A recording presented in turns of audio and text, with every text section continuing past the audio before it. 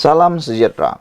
Baru-baru ini kita digemparkan dengan satu pengakuan dari para parti Perikatan Nasional, Gabungan Perikatan Nasional, dengan menganggap Parti Bersatu sebagai adik, manakala Parti PAS pula sebagai kakak, yang mana ia melibatkan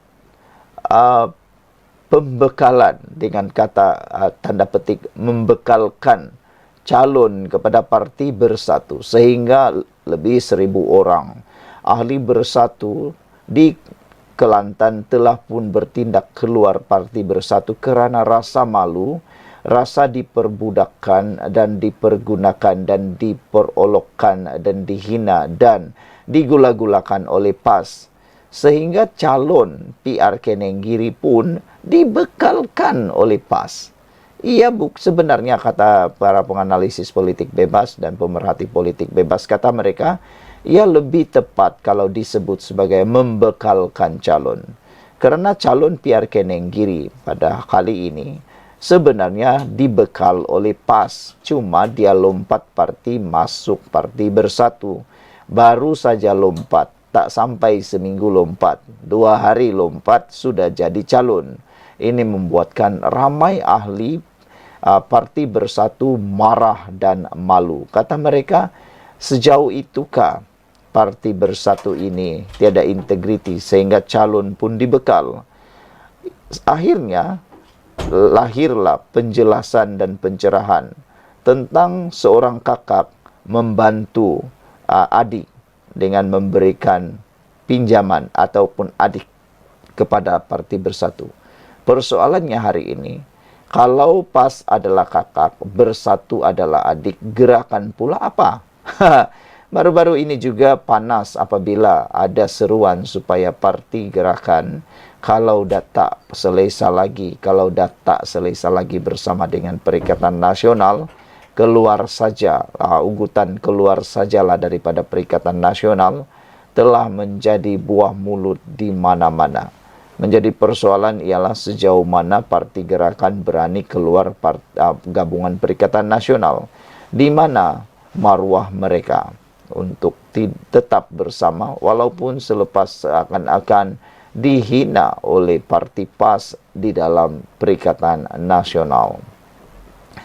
Kenyataan Setiausaha Agung PAS Taqiyuddin Hasan baru-baru ini sudah tentu mengguris hati ahli akar umbi Bersatu. Mana tidaknya, kenyataan itu sebenarnya agak nakal dan mengejutkan ramai, sekaligus mengundang tanda tanya. Sejak bila PAS menjadi ibarat kakak kepada Bersatu yang bertindak sebagai adik dalam Gabungan Perikatan Nasional? Sudah begitu jauh bezanya, kan?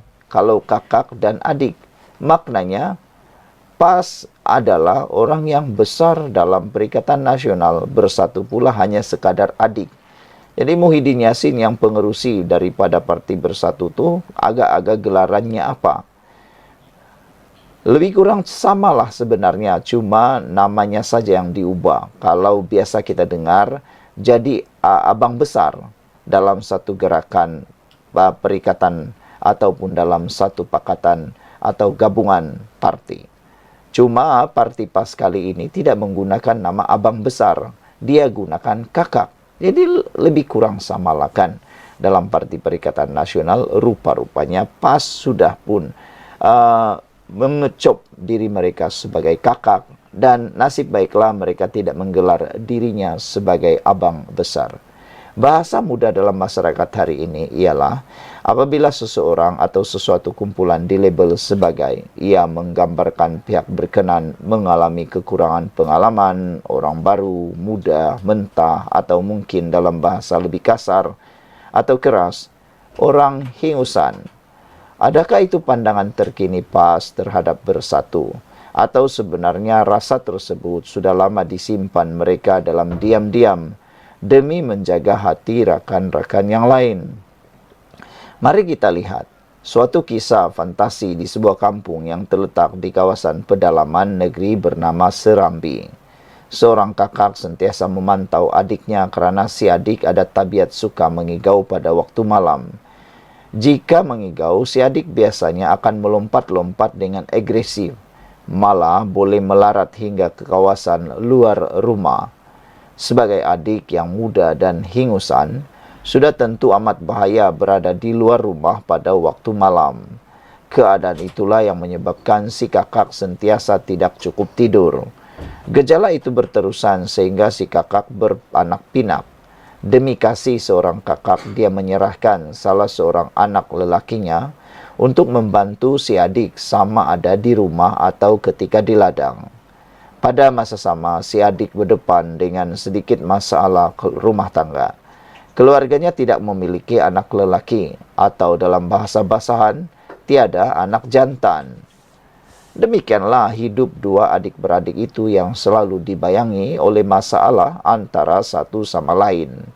Dalam konteks semasa pula, orang ramai boleh bertanya, jika bersatu laksana seorang adik, bagaimana pula status satu lagi parti dalam Perikatan Nasional, yaitu gerakan? Adakah gerakan sekadar anak tiri atau gerakan sekadar teman wanita? Pas kakak bersatu adik, gerakan pula apa? Saudara-saudara sekalian, pendedahan dan juga penjelasan kali ini memang membuka minda kita semua, memang membuka fikiran kita semua. Jangan lupa tinggalkan komen Anda, tekan butang subscribe, share video ini. Salam sejahtera, terima kasih karena bersama dengan saya di Nazilin Unity Channel. Perbicaraan kes rasuah anak Hamzah Zainuddin akan didengar hakim baru. Wow, ini satu keputusan terkini berkait dengan kes perbicaraan rasuah anak Hamzah Zainuddin. Agak luar biasa sekarang ini, ramai pemimpin yang ada dalam pembangkang yang kini terpalit dengan rasuah, penyalahgunaan kuasa, penyelewengan, dan macam-macam lagi lah.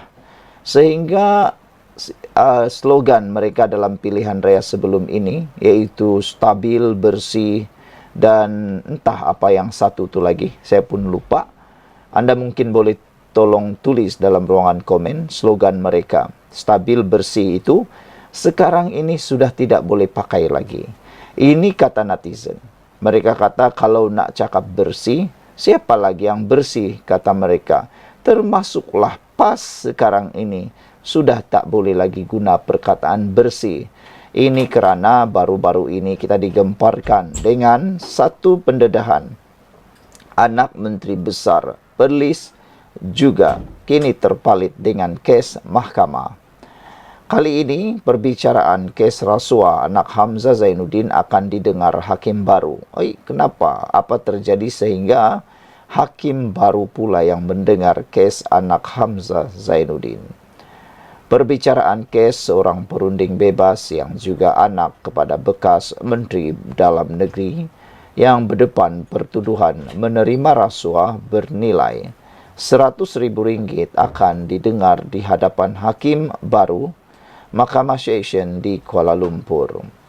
Hakim Rozin Ayub yang sebelum ini mendengar kes itu berkata, beliau akan berpindah pada 15 Ogos ini dan hakim baru yang menggantikannya akan mendengar kes di hadapan Muhammad Faisal Hamzah. Sehubungan itu, mahkamah menetapkan semula sebutan kes pada 29 Ogos ini, katanya pada sebutan kes hari ini. Terdahulu, Peguam Cetan Jetwani yang mewakili Muhammad Faisal Hamzah berkata, sebutan kes hari ini adalah untuk pihak pembelaan melengkapkan senarai peguam yang dilantik mewakili tertuduh. Pegawai pendakwa SPRM Selvam T. Arumugam memaklumkan, beliau akan mengendalikan kes tersebut bersama seorang lagi pegawai pendakwa Ikhwan Zaudi Nordin.